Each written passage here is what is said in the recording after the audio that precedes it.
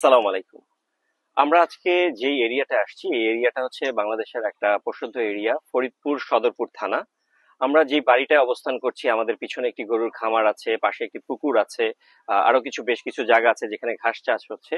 এই টোটাল জিনিসটা যিনি এখন পরিচালনা করছে, অ্যাকচুয়ালি তার কখনোই এই জিনিসটা পরিচালনা করার কথা ছিলই না।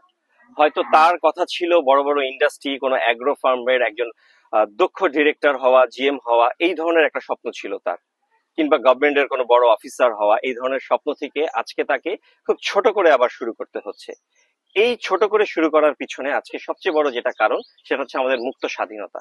আজকে 2025-এ আমরা যে মুক্ত স্বাধীনতায় আমরা বসবাস করছি, আমরা মুক্তভাবে কথা বলতে পারছি, এই প্রত্যেকটা বিষয়ের সাথে যেই সকল স্টুডেন্টরা জড়িত ছিল তাদের মধ্যে অন্যতম হচ্ছে আমাদের জসিম ভাই। জসিম ভাই ঢাকা ইউনিভার্সিটির রাষ্ট্রবিজ্ঞানের একজন ছাত্র, অত্যন্ত মেধাবী ছাত্র হিসাবে অত্র আশেপাশে 2 থেকে 3টা গ্রামের মধ্যে একমাত্র ঢাকা ইউনিভার্সিটির স্টুডেন্ট হিসাবে উনি ওনার পথ চালনা শুরু করেন। এবং পাশাপাশি ওনার ছাত্র জীবনের শেষ পর্যায়ে এসে উনি যেই ধরনের পরীক্ষা দিচ্ছিল, বিসিএস পরীক্ষা দিচ্ছিল, খুব শীঘ্রই তার একটা গভর্নমেন্ট চাকরি, বিসিএস ক্যাডার হওয়ার সুযোগ ছিল, কিংবা কোনো প্রাইভেট অনেক সংস্থার খুব ভালো একটা পজিশনে যাওয়ার কথা ছিল। সেখান থেকে আজকে আমরা এসেছি তার কিছু কথা শুনতে, তার পাশে দাঁড়াতে।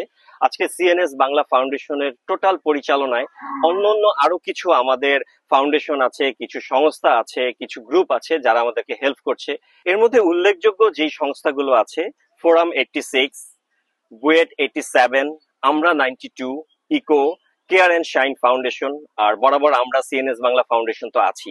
এই প্রত্যেকটা সংস্থা এবং ফাউন্ডেশনের তত্ত্বাবধানে আমরা কিছু স্বপ্ন নিয়ে আজকে আসছি আরেকটা সফল ব্যক্তিকে সফলতম করার জন্য। আমি তাকে সফল বলছি, তার স্টুডেন্ট লাইফ যথেষ্ট সফল ছিল, তার আন্দোলন সফল ছিল।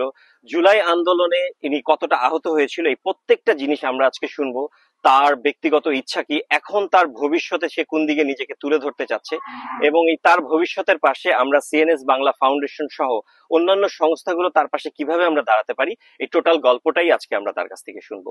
জসিম ভাই, আমরা আপনার পরিচয় সহকারে আপনার টোটাল কথাটা শুনতে চাচ্ছি যে আপনি কি ধরনের স্টুডেন্ট ছিলেন এবং কি ধরনের প্রেক্ষাপটে আপনি আজকে আমরা এখানে বসে আছি। আমি জসিমউদ্দিন খান। আমার রাষ্ট্রবিজ্ঞান ডিপার্টমেন্ট ছিল ঢাকা ইউনিভার্সিটির 15-16 সেশন। আমার হল ছিল বিজয় একাত্তর হল। তো আমি তো এসএসসি তে আমার সায়েন্স, ইন্টারমিডিয়েট আর্টস। আমার কলেজ ছিল ঢাকা রেসিডেন্সিয়াল মডেল কলেজ। তো আমি যখন অনার্স শেষ করি, অনার্স শেষ করার পরে আমার সেকেন্ড বিসিএসসি আমি প্রিলি দিছি, রিটেন দিছি, ভাইভাও দিয়েছি। তো এরপরে 46 বিসিএসও আমার প্রিলি পাস্ট, কিন্তু রিটেন দিতে পারতেছে না আমার এক চোখের দৃষ্টি এলোমেলো হওয়ার জন্য। আসলে এলোমেলোটা হওয়া আসলে এই জুলাই আন্দোলনেই। জুলাই আন্দোলনে আমি যেহেতু চাকরি প্রার্থী ছিলাম, সেহেতু প্রথমে তো আমাদের কোটা দিয়ে আন্দোলন শুরু। তো একেবারেই নিজের সাথে রিলেটেড আন্দোলন। তো শুরু থেকে আমি একেবারে প্রথম দিন থেকে, লাইব্রেরি থেকে প্রথম দিন যেদিন মিছিলটা বের হয় ওই মিছিলের সামনে আমি ছিলাম। ওই দিন থেকে শুরু করে প্রত্যেকটা দিনই আন্দোলনের সামনে থেকেই আমরা নেতৃত্ব দিয়েছি। তো আন্দোলনের 17 তারিখ পর্যন্ত আমরা ক্যাম্পাসেই বিভিন্ন ধরনের প্রোগ্রাম, সেটা বাংলা ব্লকেট বলি বা কমপ্লিট শাটডাউন বলি, এগুলো আমরা 17 তারিখ পর্যন্ত ক্যাম্পাসে করতে পারছি। 17 তারিখ ক্যাম্পাসে যখন আমাদেরকে প্রচন্ড পরিমাণে আক্রমণ করা হলো, আমরা ক্যাম্পাস ছাড়তে বাধ্য হই, হল ছাড়তেও বাধ্য হই। 17 তারিখ রাতে গিয়ে আমি আমার একটা কাজিনের মেসে উঠি। 18 তারিখ সকালবেলা আমি প্রথমে স্ট্যামফোর্ড ইউনিভার্সিটির সাথে আন্দোলন ছিলাম, মৌচাক মোড়ে। এরপর ব্রাক ইউনিভার্সিটির সাথে যখন রামপুরে আন্দোলনে ছিলাম, ওইখানে বিকেল 5:30টার দিকে আমার আসলে গুলি লাগে। তো আমার এটা হচ্ছে ছররা গুলি। আমার চোখে লাগে 2টা, আর সারা শরীরে 86টার মতো। তো ওখান থেকে আমি যখন চোখে গুলি লাগে, এরপরে আমি প্রথমে সিরাজুল ইসলাম খান মেডিকেলে যাই। ওখান থেকে আমাকে নিয়ে যাওয়া হয় ঢাকা মেডিকেলে। ঢাকা মেডিকেল থেকে শুরু করে এরপরে আমার এই বাম চোখে আমি দেখতে পাচ্ছিলাম না। এরপরে আমার চোখে 2বার অপারেশন হয়। একটা হয় ইস্পাহানি আই হসপিটালে, আর সেকেন্ড অপারেশন হয় যাতে চক্ষু বিজ্ঞান হাসপাতালে। কিন্তু কোনোভাবেই আমার চোখের দৃষ্টি আসলে ঠিক হয় নাই, কারণ ওই আমার চোখের রেটিনা ড্যামেজ, ডাক্তার বলতেছে রেটিনা ড্যামেজ। এখন আমার ওই চোখের আঘাতের জন্য আসলে আমার ক্যারিয়ার টোটালি এলোমেলো হয়ে যায়। আমি ক্যারিয়ার ছিল চাকরি কেন্দ্রিক, চাকরির পরীক্ষা কেন্দ্রিক, এবং আমি আল্লাহর রহমতে মোটামুটি সবগুলোই ফার্স্ট ক্লাস জবে আবেদন করতাম এবং ভাইবাও দিয়েছি। কিন্তু এখন এমন অবস্থা, আমি যে লিখবো সেই লেখাটা আমি ঠিকঠাক লিখতে পারি না, আমার ডাবল ভিউ হয়, যেখানে কলম ফেলতে চাই সেখানে ফেলতে পারি না, মানে আমাকে সূক্ষ্মভাবে আমি ডিটেক্ট করতে পারি না। তো এই অবস্থার জন্য আমার ওই ক্যারিয়ার টোটালি কাইন্ড অফ মানে আপনার যে ডিস্ট্রয়। জবের যে ক্যারিয়ারটা হ্যাঁ, ছিল, জবের সেই জব ক্যারিয়ারটা আপনি এখানে ক্লোজ করে ফেলছেন আপনার এখানে এই আসলে সিচুয়েশনের কারণে। ক্লোজড করতে বাধ্য হয়েছি। বাধ্য হয়েছে। আমরা সিএনএস বাংলা ফাউন্ডেশন যখন থেকে আপনাকে চিনি, আমরা বেশ কিছুদিন যাবতীয় আপনার সাথে আমাদের কথা হয়েছে এবং আপনাকে আমরা চিনি। আমাদেরই একদিন ভলেন্টিয়ার আপনার বন্ধু, ওনার মাধ্যমে আমরা আপনার তথ্য জানতে পারি। আমরা চেষ্টা করেছিলাম যদি বাংলাদেশে যেই বাইরের টিমটা আসছিল, ডক্টরের টিমটা মাউন্ট এলিজাবেথ হসপিটাল থেকে, সিঙ্গাপুর থেকে যারা আসছিল, তারা যদি আপনাকে অ্যাটলিস্ট ক্লিয়ারেন্স দিত যে আপনার এই ট্রিটমেন্টটা বাংলাদেশের বাইরে গিয়েও করা পসিবল হতো। আমাদের একটা মেন্টালি প্রিপারেশন ছিল যে আমরা, গভর্নমেন্ট যদি আপনাকে হেল্প করে আলহামদুলিল্লাহ, যদি গভর্নমেন্টের হেল্পের বাইরেও যদি কোনো সহযোগিতা লাগতো আমরা প্রস্তুত ছিলাম। আমাদের বিভিন্ন যে ফাউন্ডেশন গুলো ছিল, আমাদের যে অর্গানাইজেশন গুলো ছিল, বিশেষ করে আমরা যদি বলতে চাই যে ফোরাম 86, বুয়েট 87, আমরা 92, ইকো, এই ধরনের ফাউন্ডেশন গুলো এবং সংস্থাগুলো খুব চেষ্টা করছিল আপনার জন্য যে ট্রিটমেন্টটা প্রপার করে, কারণ আপনার এত উজ্জ্বল একটা ভবিষ্যৎ ছিল, আমরা বিশ্বাস করতাম এবং আপনিও কনফিডেন্স ছিলেন যে আপনার জব হয়ে যেত। কিন্তু আমরা ট্রিটমেন্টটা করতে পারিনি। তখন থেকে আমাদের চিন্তা ছিল, যেহেতু আমরা ট্রিটমেন্ট করতে পারিনি, আপনার জন্য আরো কিছু করা যায় কিনা। এখন এই সিচুয়েশনে এসে আপনার ভবিষ্যতে আপনার ক্যারিয়ারটাকে আপনি কোথায় দেখতে চাচ্ছেন এবং কোন পথে স্টেপ দিতে চাচ্ছেন? হ্যাঁ, এই সিএনএস বাংলার সাথে যখন আমার কথা হচ্ছিল তারা বলতেছিল যে আমিই বলছিলাম যে ভাই আমার যদি চোখের দৃষ্টিটা ঠিক হয় তাহলে আমার আর কিছু লাগবে না, বাকি জীবন আমি আমার মতো করে স্ট্রাগল করতে পারবো, সেটা জব বলি বা যাই বলি। কিন্তু সেটা তো আসলে আলটিমেটলি হলো না। তো এরপরে আমি দেখলাম যে একটা কিছু তো করতে হবে, জীবনে তো চলতে হবে। তো তখন আমি বাড়িতে যতটুকু জমি জাতি আছে এটা নিয়ে আমি ভাবলাম যে একটা গরুর খামার করে, মানে ছোট করে শুরু করি, যদি সামর্থ্য হয় ভবিষ্যতে বাড়াবো। তো সেদিক থেকে ছোট করেই শুরু করছি, একেবারেই ছোট করে, যতটুকু যা সামর্থ্য আছে তা দিয়ে। এখন যদি এদিকেই ক্যারিয়ার গড়তে পারি, এটা বড় করতে পারি, ইচ্ছা আছে এখানেই, মানে আমার বাকি জীবনের ক্যারিয়ারটা যেন এদিকে আমি শিফট করে এস্টাবলিশড হতে পারি আর কি, তা এটাই। এখন আপনি যে ছোট্ট করে যে ফার্মটা ওপেন করেছেন, এটা কি আপনার নিজস্ব জমির উপরেই? হ্যাঁ, নিজস্ব জমি। মানে আপনার জমির উপরে আমার এখন পর্যন্ত আপনি এই সাপোর্টটা কিভাবে পাচ্ছেন? আপনি তো স্টুডেন্ট ছিলেন একদম। আমি আমার বাবার কাছ থেকে কিছু টাকা পাইছি, আর জুলাই ফাউন্ডেশন থেকে 1 লাখ টাকা পাইছিলাম। এই দুটো মিলিয়ে যতটুকু যা করা হয়েছে। আপনি তো জুলাই ফাউন্ডেশনের নিবন্ধনে আছেন। হ্যাঁ, ওকে।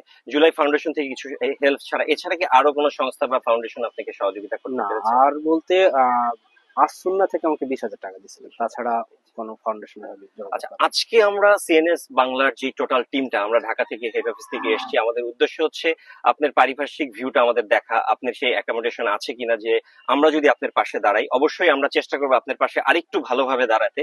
এখন পর্যন্ত যারা আপনার পাশে দাঁড়িয়েছে তারা তাদের সামর্থ্য অনুযায়ী, তারা তো সারা বাংলাদেশের সবার জন্যই করছে। আমরা তো হচ্ছে সিলেক্টেড কিছু পিপলের জন্য করছি, কিন্তু আমাদের টার্গেট হচ্ছে আপনার মতো যারা এই ধরনের অবস্থায় আছে তাদের কেরিয়ারটাকে আরো ভালো পর্যায়ে নিয়ে যাওয়ার জন্য, আপনার ফার্মটাকে আরেকটু আধুনিক করা, আরো পশুগুলোকে আরো বাড়ায় দেওয়া। দেখা যাচ্ছে যে আপনার বর্তমানে আপনার ফার্মে কতগুলো গরু আছে? 4টা। 4টা গরু আছে। এটা কি কোরবানিকে কেন্দ্র করে আপনি পালছেন না দুধের জন্য? কোরবানি কেন্দ্র করে। কোরবানিকে কেন্দ্র করে। তো আমরা নীতি নির্ধারক যারা আছে আমাদের আমাদের সাথে, বিশেষ করে আমি আবারও জোর দিয়ে আমি বলবো, বিশেষ করে আমাদের ফোরাম 86, আমাদের সাথে আছে হচ্ছে বুয়েট 87, আমরা 92 এবং eco, care and shine foundation, এই প্রত্যেকটা সংস্থার নীতি নির্ধারকরা যারা আছে, বিশেষ করে আমি তাদেরকেই দৃষ্টি আকর্ষণ করবো। এর পাশাপাশি আরো যারা উল্লেখযোগ্য সংস্থা আছে, ব্যক্তি পর্যায়ের লোকরা আছে, যারা আমাদের এই প্রচেষ্টাকে দেখে একটু হলেও তাদেরকে মনটাকে যদি একটু নরম করে চিন্তা করে যে আমাদের যারা সামর্থ্যবান লোক আছি, আমরা প্রত্যেকটা যার যার জায়গায় খুব সফল।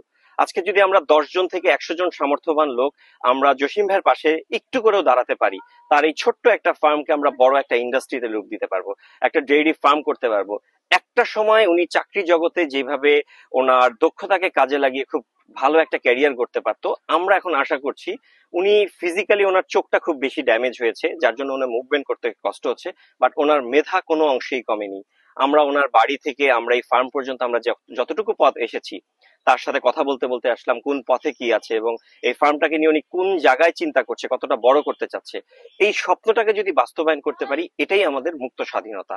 আজকে বাংলাদেশ যেই পর্যায়ে আছে, বাংলাদেশের ভিতরে যারা যেই ধরনের সফল ব্যক্তিরা আছে, বিশেষ করে ঢাকা ইউনিভার্সিটি, যেহেতু উনি ঢাকা ইউনিভার্সিটির স্টুডেন্ট, ঢাকা ইউনিভার্সিটির যেই ছাত্ররা আছে, বাংলাদেশের বাইরে যারা খুব ভালোভাবে জীবনযাপন করছে কিংবা চেষ্টা করছে যে মানুষের জন্য অনেক কিছু করা যায় কিনা, এই প্রত্যেকটা মানুষ যদি তার জীবনের অর্থ উপার্জন থেকে সামান্য কিছু চেষ্টাও করে, আমরা সিএনএস বাংলা টিম এই সিএনএস বাংলা ফাউন্ডেশনের মাধ্যমে আমরা এই ধরনের প্রচুর জসিম ভাইয়ের পাশে আমরা দাঁড়াতে চাচ্ছি। একটা মানুষকে যদি আমরা সফলতার রাস্তায় নিয়ে যেতে পারি, এই এক জসিম ভাই আমাদের জন্য উদাহরণ হয়ে দাঁড়াবে, যে যারা জুলাই আন্দোলনে আহত হওয়ার পরেও তাদের সফলতা এতটা গভীর হয়েছে, প্রত্যেকটা জিনিস যেন তুলে ধরতে পারে। জসিম ভাই, আমরা দেখতে পাচ্ছি যে পাশে একটা পুকুর আছে, এই পুকুর নিয়ে কি আপনার কোনো পরিকল্পনা আছে? পুকুরটা যেহেতু আমার ফার্মের পাশে এবং আমাদেরই পুকুর, তো যদি ভবিষ্যতে করতে পারি, মানে ওইভাবে ফিনান্সিয়াল সাপোর্ট বা ফিনান্সিয়ালি স্টেবল যদি হতে পারি, তাহলে পুকুর কেন্দ্রিক একটা বড় কিছু করা যাবে। এখন ওইভাবে তো আসলে শুরু করতে পারিনি, ছোট করেই করেছি, এখন দেখা যাক। ইনশাআল্লাহ আমরা সিএনএস বাংলা ফাউন্ডেশন টিম, আমরা আজকে যারা আসছি এবং আমার নীতি নির্ধারক যারা আছে, তারা প্রত্যেকটা মানুষ চেষ্টা করছে আপনার পাশে দাঁড়ানোর জন্য। অতি শীঘ্রই আমরা একবারে পারি বা ধাপে ধাপে পারি, আপনার ফার্মটা যেন আরো বড় হয়, এখানে গরুর সংখ্যা যেন মোর দ্যান 10 to 20 প্লাস হয়ে যায়, এই ধরনের প্রচেষ্টা আমাদের থাকবে। হয়তো আমরা একদিনে পারবো না, প্রত্যেকটা মানুষের সহযোগিতার মাধ্যমে আমরা আপনার এই ফার্মটাকে একটু বড় করে দেখাতে চাচ্ছি। আমরা একটু চাচ্ছি যে আমরা আপনার মাধ্যমে একটু আপনার ফার্মটাকে একটু ঘুরে দেখাতে।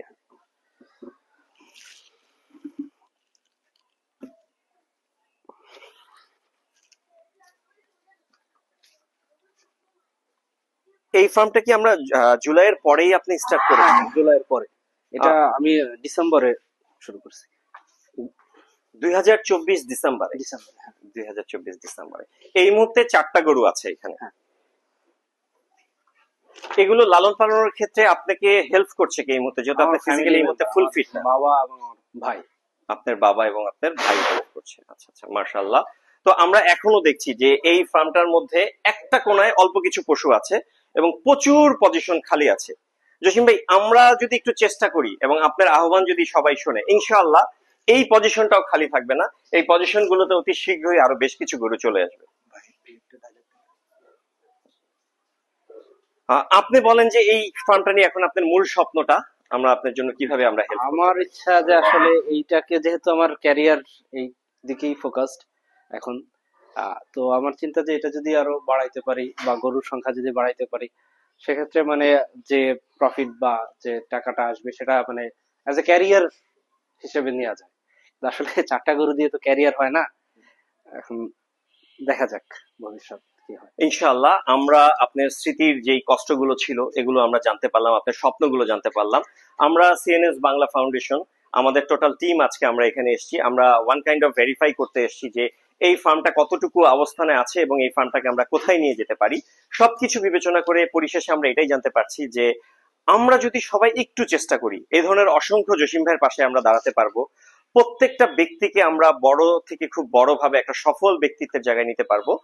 তো আজকে আমরা এই ফার্ম থেকে, জসিম ভাইয়ের বাড়ি থেকে আমরা আজকে বিদায় নিচ্ছি। কোনো একটা দিন আরেকটা নতুন জায়গায় আমাদের টোটাল টিম সহকারে আবারও দেখা হবে। নতুন একজন সফল উদ্যোক্তাকে আমরা তুলে ধরবো, যাকে আমাদের খুবই প্রয়োজন। সিএনএস বাংলা ফাউন্ডেশন সব সময় এই প্রত্যেকটা মানুষের, দুস্থ এবং অসহায় মানুষের পাশে থাকবে ইনশাআল্লাহ। এই বলে আজকে আমরা শেষ করছি। আল্লাহ হাফেজ।